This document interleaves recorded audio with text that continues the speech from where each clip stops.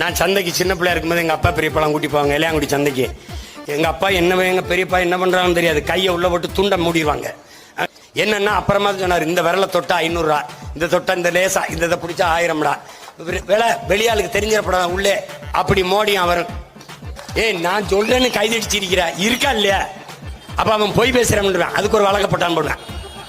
அப்படியே வந்துட்டு வெளியில வந்து நிதி தரவில்லை, வாத்தியாருக்கு எப்படி சம்பளம் கொடுக்கிறது, ஒரு நலத்திட்டம் நிறைவேற்ற முடியவில்லை, அவர்கள் வந்து விடுவார்கள், அவர்கள் வந்து விடுவார்கள். யோ அவன் எங்க நீ தான் போயிட்டு வரப்ப அவன் நமக்கு ஒரு கட்டமைக்கிறான் பாரா, ஒரு கோஷ்டி சந்திருக்கு, திமுக மறுபடியும் வர விட்டுறப்படாது, அவனை ஒழிச்சிடணும். ஒரு கூட்டம் இங்க பிஜேபி உள்ள வர விட்டுறப்படாது, பிஜேபி வர விட்டுறப்படாது, அவனை ஒழிச்சிடணும்.